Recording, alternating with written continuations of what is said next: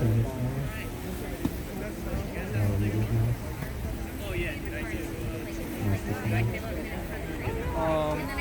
so you know, yes, speakers will be just right here. Hi, hey, how are you? All right, thank you all for coming. We're gonna get this started right now, and this is a multi-city rally across the country. A simultaneous rally that's happening across the country right now in Chicago, Atlanta, Philadelphia, San Francisco, Los Angeles, and here in New York City. We're honoring the death of Mr. Richa Ratanapakdee, an 84-year-old elderly Thai grandfather who was murdered last year, that gave awareness to the hate and violence that the Asian community has been facing. So I'd like to give it up to Don Vu, the co-founder of the New York chapter of Standing with Asian Americans. Give him a hand. Thanks a lot, Will, and thank you guys so much for coming out. I do have to start there. We wouldn't let this snowstorm stop us from coming out. We have to thank the 40+ organizations that got involved across the country. We're in 6 cities, thousands of people are getting together, and we're united. And we're united for a really important reason. We're united to recognize justice for Richa Ratanapakdee and all of the other victims of anti-AAPI violence. So I just want to say thanks so much for you guys for coming out. We couldn't be stopped. Can give you all yourselves a round of applause. Thank you so much to the hundreds of volunteers. Thank you to all our speakers. We are here for Richa. I talked to Montanus the other day, and we all know the numbers. We know that Asian hate crimes have gone up by 300% in New York City. We know there's been tens of thousands of reported hate incidents with Stop AAPI Hate. And each of those numbers is a person. Each of those numbers is a person with a family that's been affected deeply. We'll be hearing from some of the family's victims today. So thank you so much for coming out. And I'll be passing the mic to Will. Are we doing Joanne next? Guys? Joanne's next, I guess, talking? Yeah, sorry. Awesome, Yeah. cool. So Joanne, would you like to come up, please? Where are you? All right, awesome, thank you. Good afternoon, everyone. I'm happy to see all of you despite this freezing weather. We are here today as a community to honor Richa Ratanapakdee. We are here to honor his memory on the first anniversary of his death and remember the horrific way he passed away. We send our love and condolences to the Ratanapakdee family and to the families of all those impacted by racism and violence. Round of applause to the leaders of Stand With Asian Americans who organized this rally in an effort around the country to honor Mr. Ratanapakdee and all the hate crime victims. So everybody give it up for the organizers. As you know, our city has the second highest rate of anti-Asian attacks in the country. My office gets videos and calls from victims of anti-Asian hate way too often. For 2 years now, I dread getting out of bed because I'm not sure what is waiting for me in my inbox. Some days it's really difficult, almost impossible not to despair or fall into a sad place. But what keeps me going is that I have work to do. I have to work with all of you to keep our community safe. We need to work with all New Yorkers to overcome this horrible time in history from racism.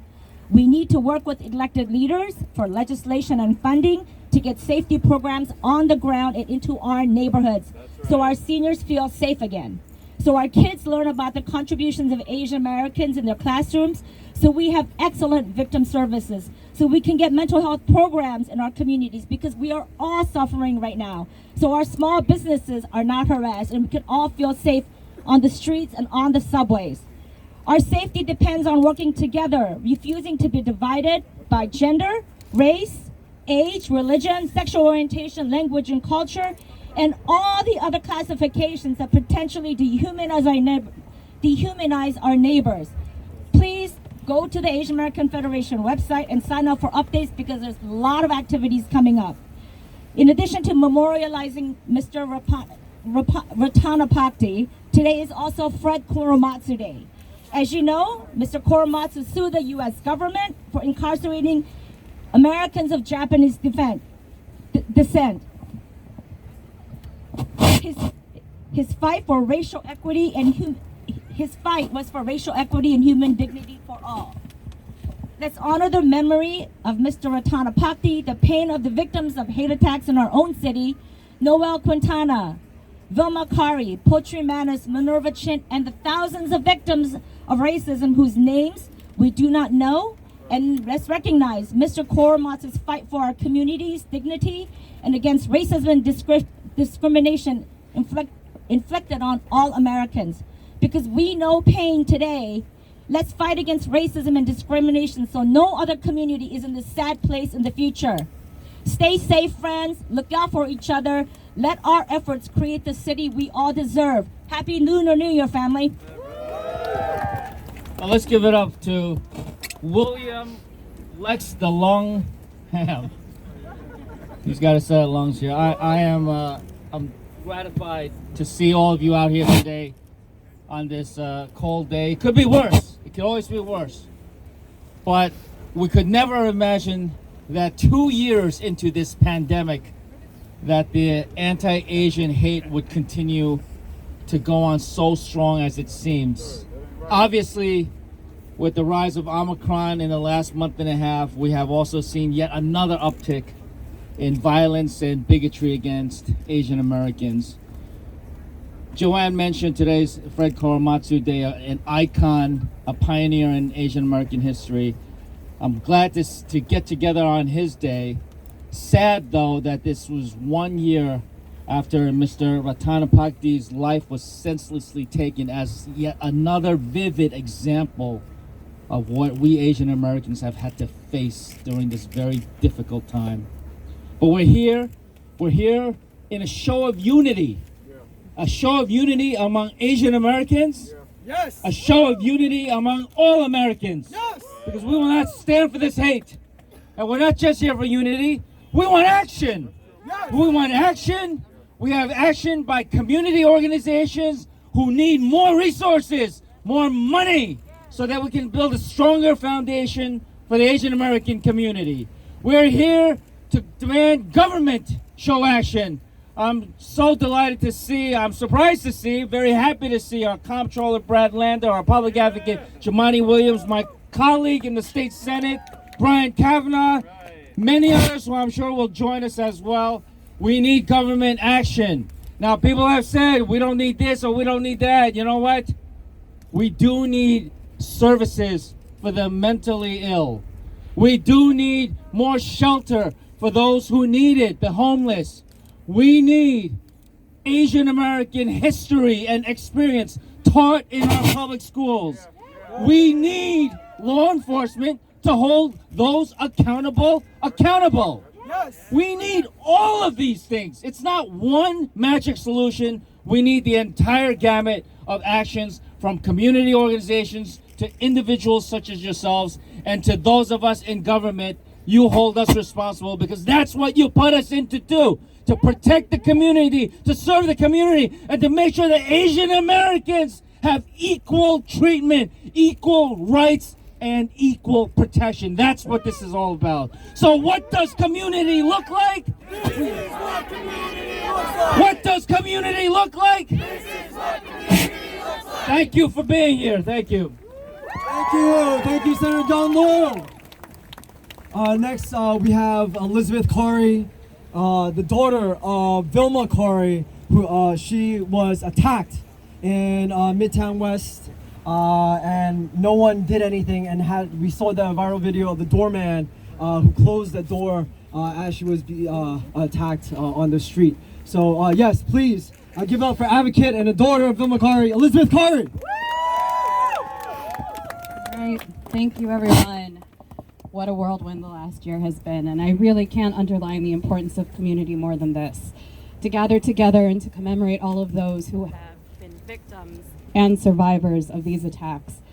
To look back and see those who've received media coverage and those who've not even spoken the words that they had heard. Those that are living in silence. We stand together to commemorate all of them. As I stand in front of you, I think back to the incidents of my mom, and I'm so sad to think she was a victim, but thankful that I can still say the word survivor, and that I'm one of the few that's able to say that. As we stood together and this incident unfolded, I had no idea what to expect. Like many of us, I'm a professional in my field. I was running my Monday reports, and I received a text from my mom saying that someone had attacked her. I ran to the hospital where I heard her telling the police that he had mentioned that she was Asian before he attacked her. Our lives were never the same. Media got a hold of our address even before her name was released, and the next morning I woke up to reporters at my door. Little did she know what was unfolding in the world around her. We had conversations in the privacy of our home while we tried to help her heal, to talk not only about the protection that we talk about one amongst each other, to talk about our parents and our children, the safety, the protective items that we bring with us, the vigilance we have when we walk down the street. But rarely do we talk about the other person and their experiences, something that the AAPI community usually looks at with shame. What we tried to bring forward with our platform and with the events that my mother endured was the fact that we need to talk about things. It's not a time to be shy, it's a time to come together, to make sure that people understand that this just isn't a trend that's appeared, that it's something that we've been living with together for many decades and many centuries. And as this all came together, I played with the idea of the GoFundMe. My mom didn't want to have anything posted. She didn't want anybody to know. In her defense, she hadn't seen the video for about a week. We shielded her. We put Netflix on because I couldn't leave her in a room with the TV on the news because it was playing on every channel. If you think about the time that it's your birthday every year and everybody wishes you well wishes, this was almost like the negative lottery of that. It was as if every single person you had ever met in your life remembered that they had known you and were reaching out for a different reason. Our phones exploded, media at my door, they were slipping notes under the door, and we were almost afraid to speak too loudly in the apartment. I would open the door consistently to look down the hall to make sure we had our privacy, to think about the next steps that we wanted to have. When I created the GoFundMe, I was encouraged by my closest friends. It wasn't for any monetary value, it was because people wanted to connect. People wanted to know that my mom was okay, not only because she was a victim of such a heinous crime and they felt like they needed to say something about the brutality of the attacker or the lack of concern of the doormen, but that they felt that their mom embodied somebody that they knew. It was their mother, it was their grandmother, it was a relative that had come to the US many years prior, similar to my mom who had immigrated in her 20s. And I created the GoFundMe and messages started pouring in. I talk about community because it's what got me through this time. Being half Asian and not always being able to identify with that was difficult, and I had to look in the mirror and face this during this period. Raise my hand and accept help from those around me, people I had never met. I took the time to reply to the many messages I received from strangers, those people that had taken time out of their day to think about my mom and compose words to share with me. Little did they know that at 2 to 4 in the morning every night, once I had my little time of peace, I would sit and read them and just cry and think, wow, people really care. I would reply back to them, some surprised that I would respond, and we started small conversations. As I received these words, I was encouraged to keep moving forward, encouraged by what other people said. I saw that we weren't alone, and I saw that people experienced it, and I thought, how could this be possible, and why is no one doing anything about this? So from my side, I was able to recreate my GoFundMe inbox with all the helping community I had, many people here today contributing to that. I created the AAPI Belong platform, taking the words I belong to subvert what my mom's attacker had said to her. I took those words back. He told her he didn't belong, and I say we damn well do. The platform is an anonymous space where one can share their stories of encounters with anti-Asian hate or even words of encouragement, because we know that this is a community effort beyond just AAPI. We all have each other's back. People are able to share their anonymous stories, the things that they don't want maybe even anyone to know, and just put it out there and have the cathartic release of putting it into the universe and hopefully feeling a little bit better that it's out there. Knowing that taking those and think about the incidents they've had, find a type of shared community in this somber attitude that we're dealing with. and also find the courage to reflect on those repressed memories that we all have that we put to the back. Bringing that to the front, exhibiting those words, and trying to encourage everyone else to speak out and stand up was the premise of the platform. This was an incredible moment for my mom as she continued to heal while reading the words. Not only would she be just a sensationalized victim of a brutal attack, but we would use this incident that she had to endure to be something to create change and hope that we could encourage others to share their stories as well.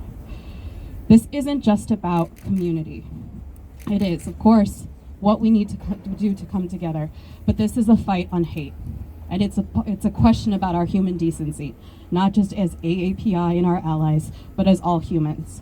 This is the legacy we have to put forward. So we need to fight, and we need to protect each other, and we need to encourage to keep speaking so people know that we deserve to be at the table just as much as everybody else, because we are all humans, and we need to make sure that we are taking care of one another. Thank you all. Thank you. Thank you, Liz Corey. Next, our next speaker we have is Nicole Enriquez.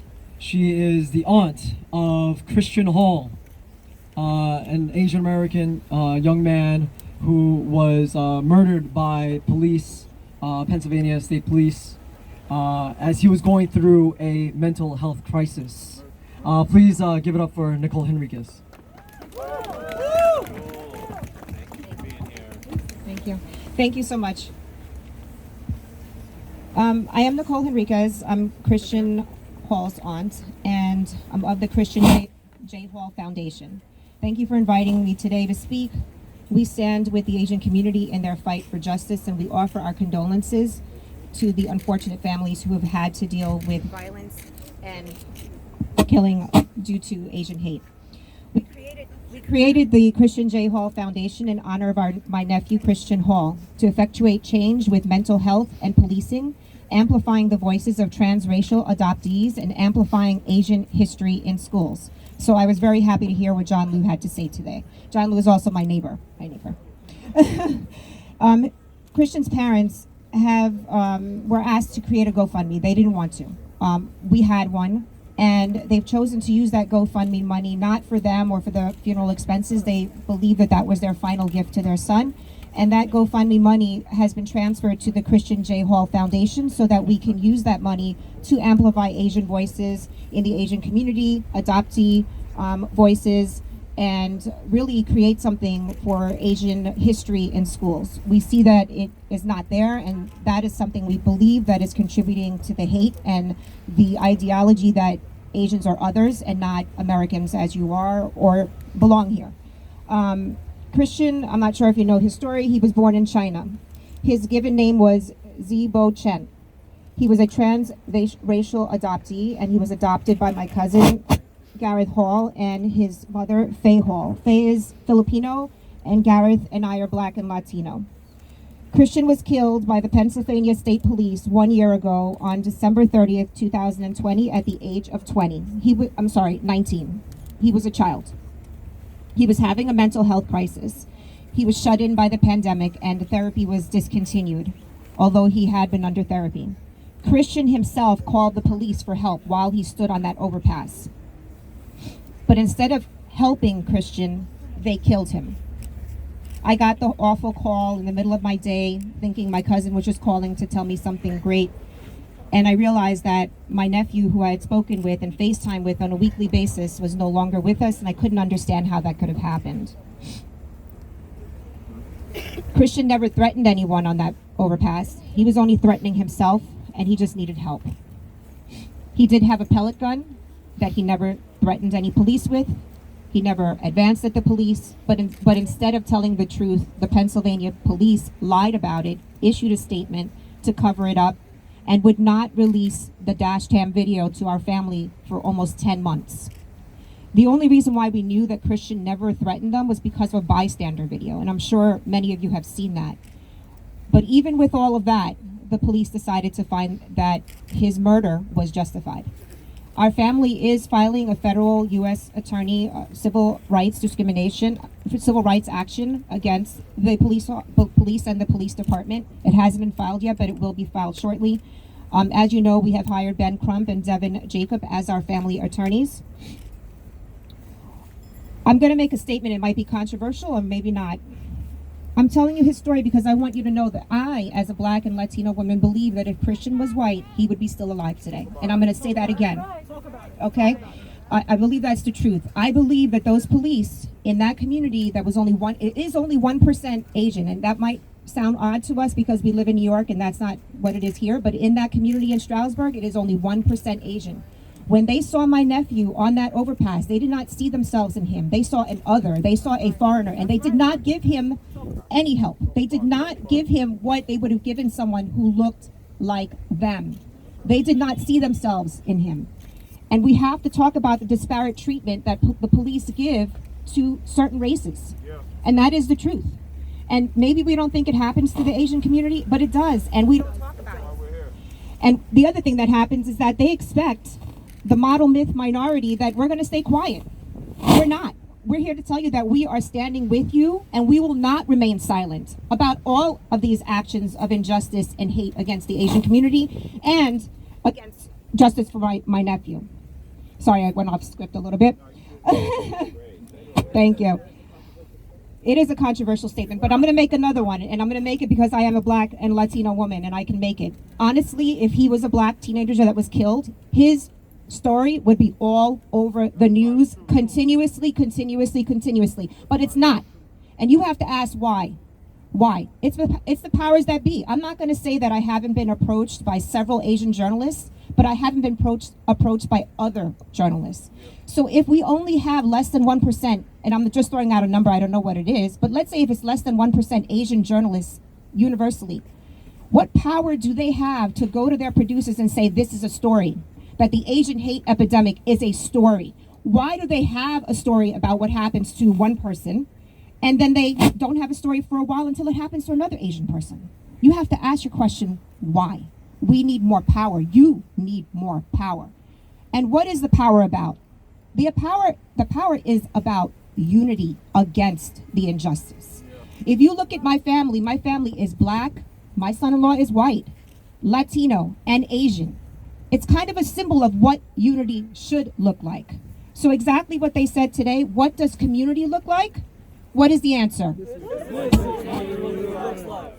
This is what community looks like. And so we have to take that and we have to work together to effectuate change. It can't be we're going to pit each other against each other. It can't be a troll on Facebook or wherever is going to say, but do you remember what happened to this person by that race and this race? You know what? Things happen. I'm not going to say any race is perfect. But the only way that we're going to move forward with power is if we do it together. Yes.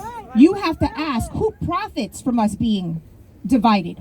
Who really profits? Okay? It's not us. It's only us that are going to get hurt.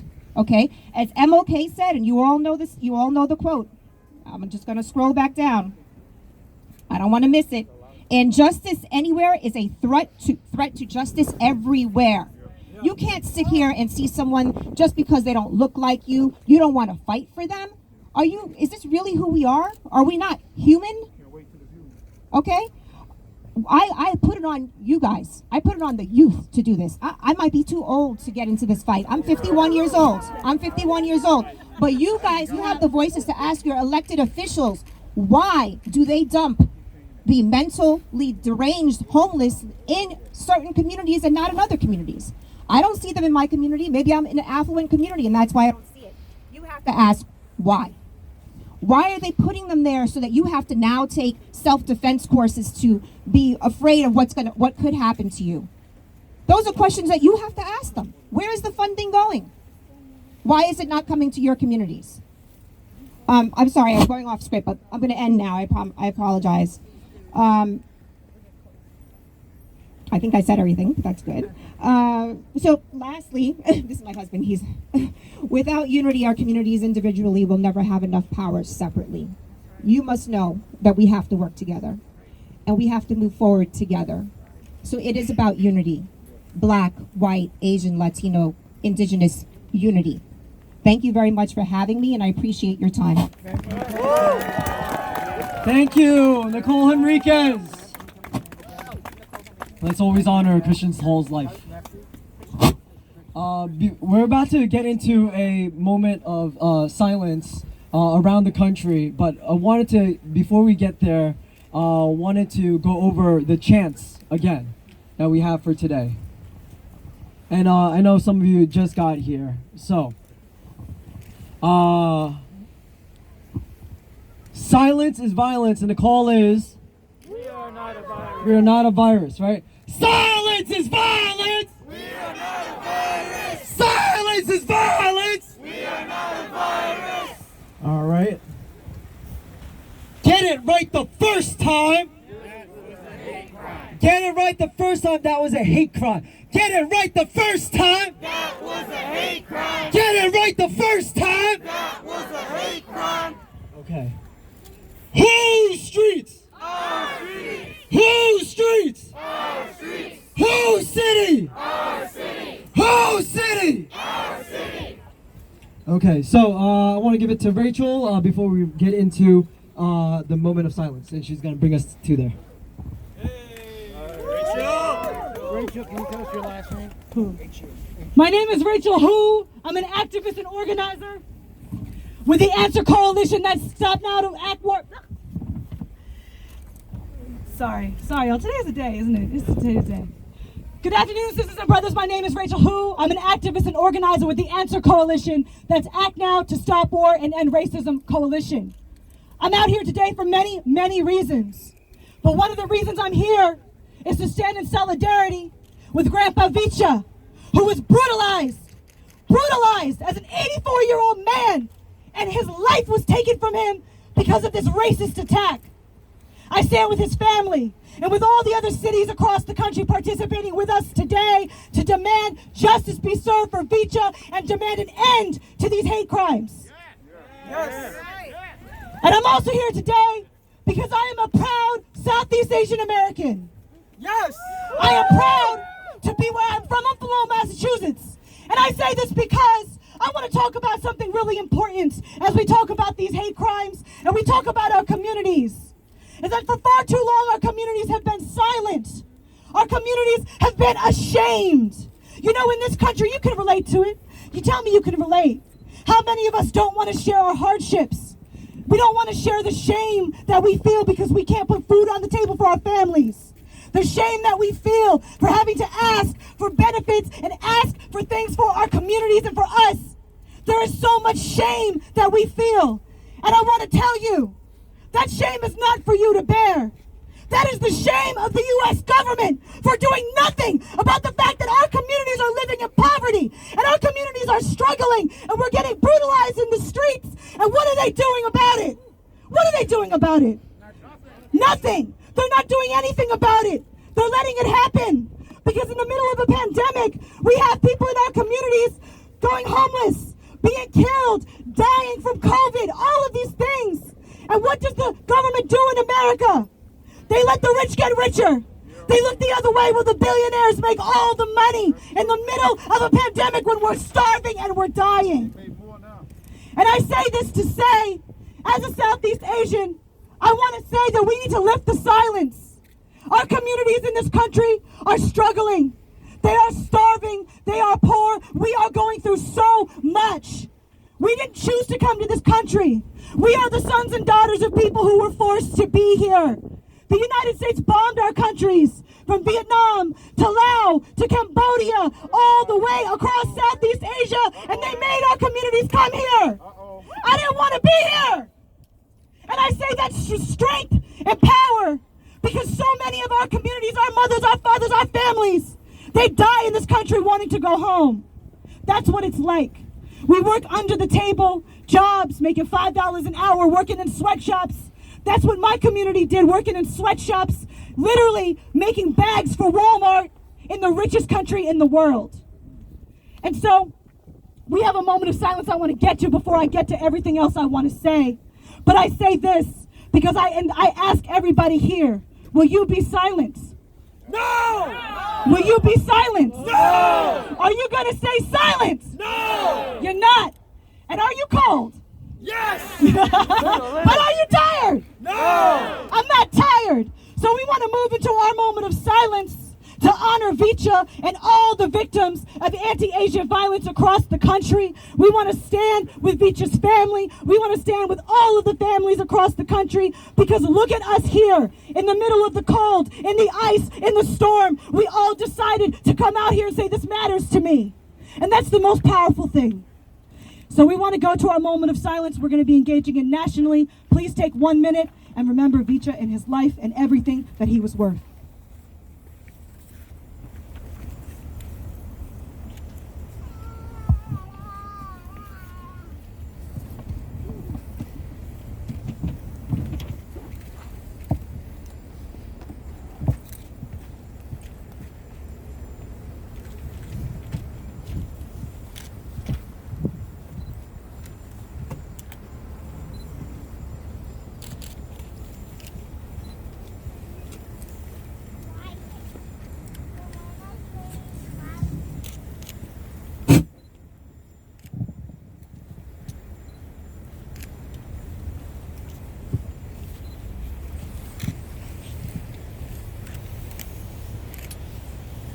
Country, we're suffering from police brutality, we're suffering from deportation, we're suffering from poverty, and it's by design. Just like when we think about why the anti-Asian hate crimes are happening now, it's by design. It's not by accident.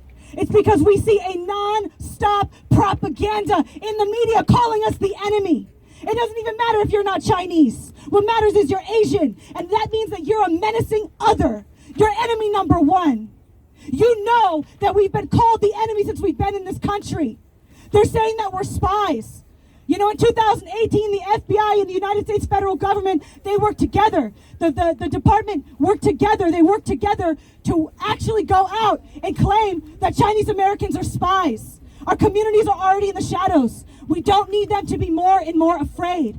And so when we talk about anti-Asian violence, we have to name the fact that we are literally being brutalized in the streets because of racist propaganda. And I'm going to wrap this up because I think this is very important that we say this. This massive spike in hate crimes is absolutely a result of the U.S. foreign policy and all that we see against China, because they treat us like we're the enemy, like they did in World War II during Japanese internment, like they did before. So I will wrap. You know I have this feeling, so I want to end on this. I want you to say this with me. I am proud to be Asian American. I'm proud to be Asian American. I will stand up and I will fight. I will stand up and I will fight. I will love my community. I will love my community. And I will stand strong and continue to organize. I will stand strong and continue to organize. Thank you. Thank you, Rachel Hu from Answer Coalition. Now we have U.S. Senator Chuck Schumer. Thank you. I'll be very brief because I know there are other families of victims who want to speak. Anti-Asian violence is a curse on America. Anti-Asian bigotry is a curse in America. All of us from every different background, every different place must fight it. We have passed the Anti-Asia Hate Crimes Bill, led by 2 Asian American women in the Senate, Mazie Hirono, who is Japanese, and Tammy Duckworth, who is Thai. And now we will get the Justice Department. We're fighting to give them the dollars and the focus to prosecute every anti-Asian crime. They have been ignored for too long. Thank you for letting me address you. Keep up the fight. We will succeed. Thank you, U.S. Senator Chuck Schumer. My name is Grace Lee. I am a New Yorker. I've lived here for over 2 decades. I'm a community organizer here. I am raising my family here, and I'm running for state assembly here in this district. And just like many of you, over the last 2 years, I have never felt less safe in this city than I do today. Last year, while I was walking with my 9-year-old daughter, a woman came out to us and threw a bottle at us and started chasing us down the street and started screaming racial remarks at us.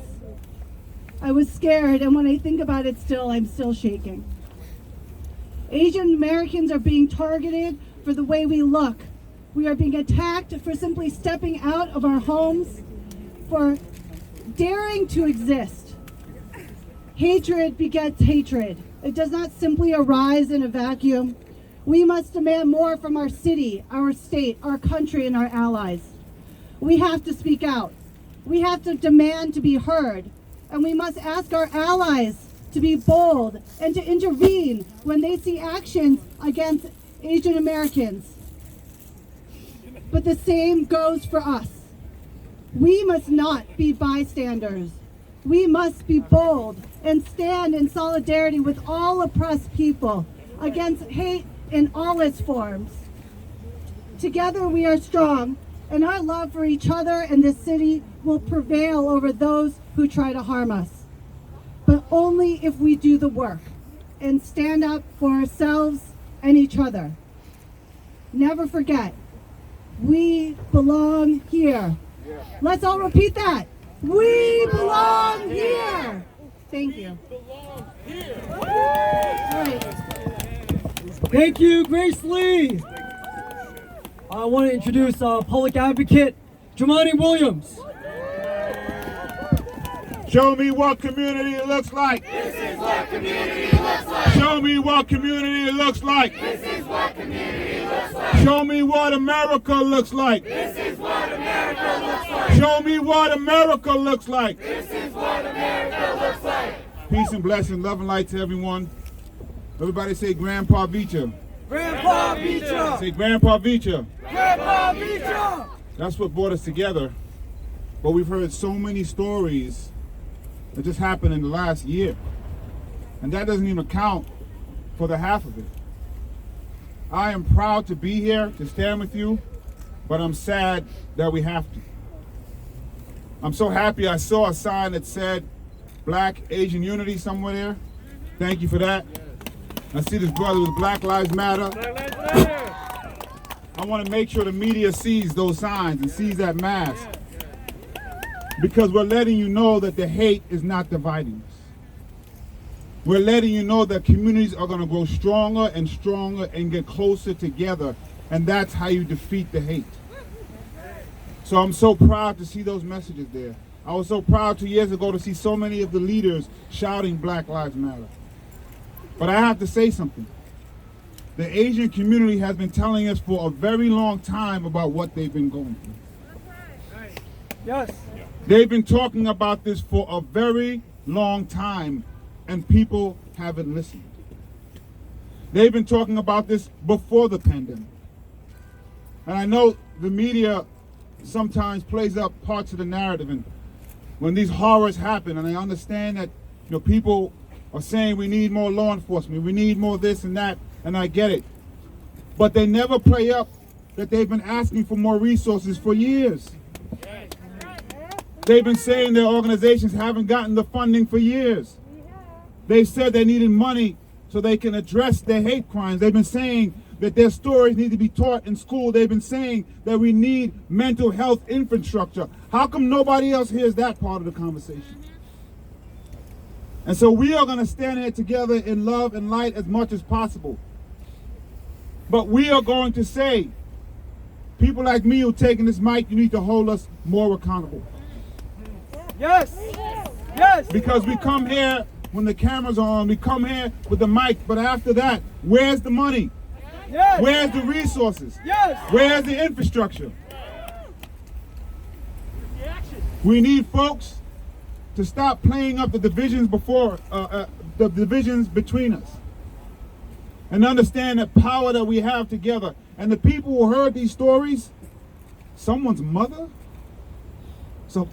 someone her personal story, someone's grandfather. Think about your grandfather. Think about your mother. Think about them walking home from work and someone attacked them and killed them. The color of their hair, the color of their skin, the color of their eyes, who they love, who they worship. That's your mom. That's your grandfather. This is all of us. You can't wait till it happens to you. You have to stand up every time it happens, and we have to do it together. And we have to have action between these press conferences. Because I'm sorry to say, I feel so bad, but I know we're going to be here again. We know we're going to be here again. Let's say we did something different in between the last time we were here. The Yes. next time we have to be here. Yes! Peace and blessings. Love and light to you all. Happy Lunar New Year. Thank you, public advocate Jumaane Williams. And he's absolutely right. Between now and the next time we come together, we need to hold our elected officials accountable. And I'd like to introduce our newly elected New York City Comptroller, Brad Lander. We'll get to it. Good afternoon. First of all, I just want to say that I'm really humbled to be here in solidarity and to listen to all these powerful, painful stories. It's not easy for folks to get up here and tell the stories of their own pain and their families' hurt. So let's just hear it one more time for all those folks who have had the guts to come out and make sure that what happened to their families, to their friends, and their communities are something other people see and have to be held accountable to, and we're humbled by it. We are also so tired of having to come out time and time again. It's only the first month of the year, and yet this is the third vigil for different victims of anti-Asian hate. Yesterday, I was at Michelle Go's wake, and I spoke to her father and her mother and her brother, and I know a lot of you were at her vigil in Times Square. Last week, we had a vigil for Yau Pan Ma, who was attacked last year and then died at the very beginning of this year. And then here we are today for Vicha, listening to all these other stories. It's hard to live in a city with this much hate of people based just on who they are. It's hard to live in a city with so many people who don't have a place to live, with the lack of mental health care, where we can't show up for each other. So I want to speak to you just for 1 minute as a Jewish New Yorker, and say to my Asian brothers and sisters, my Asian neighbors, to Asian New Yorkers, this is your city. It belongs to you as much as it belongs to anyone else. And you know, Jews were immigrants to this city, and of course there continues to be anti-Semitism and hate crimes against Jews, but no one doubts for a minute that New York is a Jewish city. Our foods have become New York foods. Our ways of being have become New York ways of being. Jewish New Yorkers are New Yorkers. New York is a Jewish city. And of course, every one of those things is true about Asian American New Yorkers. And there's no doubt, as we're here on Fred Korematsu Day thinking about what the differences are, that it is because Jews are white and we have not found a way to lean into the idea of genuinely inclusive multiracial democracy, but it is our only path forward. That is the city we can build together. You know, Yau Pan Ma, before he came to this country, was a dim sum chef. And dim sum is Chinese food, but there's no food more New York than dim sum. Dim sum is New York food.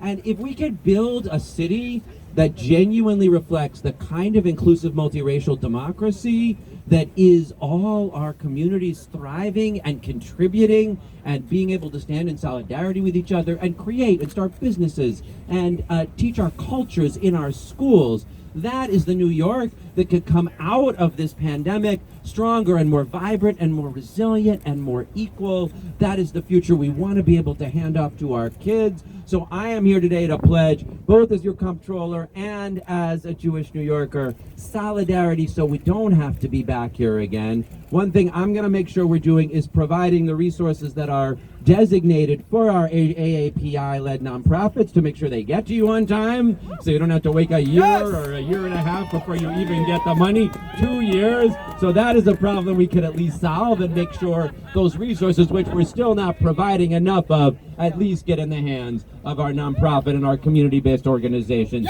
on time, because we won't have an inclusive multiracial democracy where people don't have housing, where people don't have mental health care, where people don't have the health care that they need, where they can't start small businesses, where they aren't supported. So let's make sure we're all supporting each other. Thank you to the organizers. Let's keep showing up for each other. Let's make sure that the resources get to our neighborhoods, and let's build that inclusive multiracial democracy that all Asian American New Yorkers and all New Yorkers deserve. Thank you.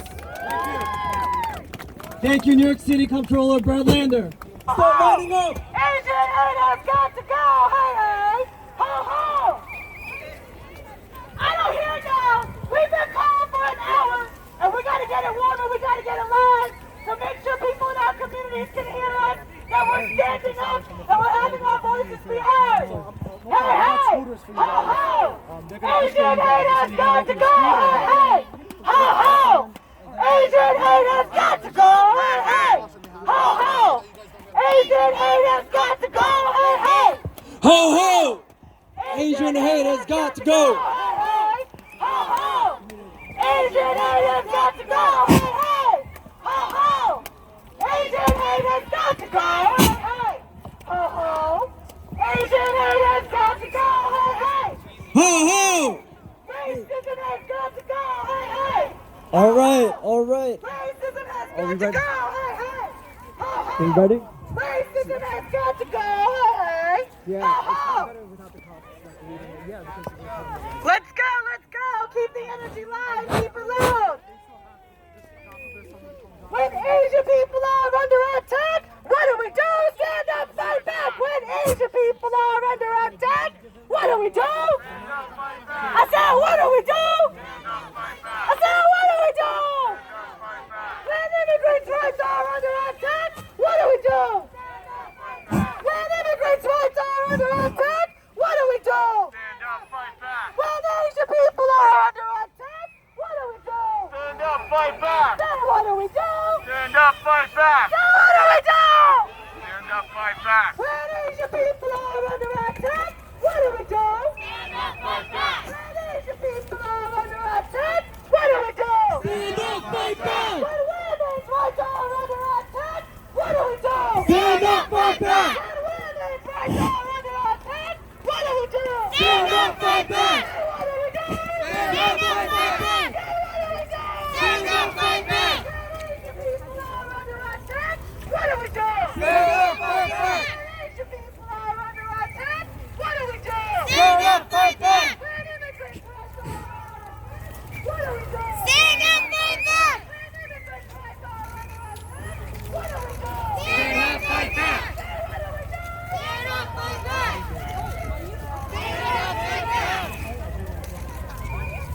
What do we do? Stand up, fight back. Stand up, fight back. Stand up, fight back.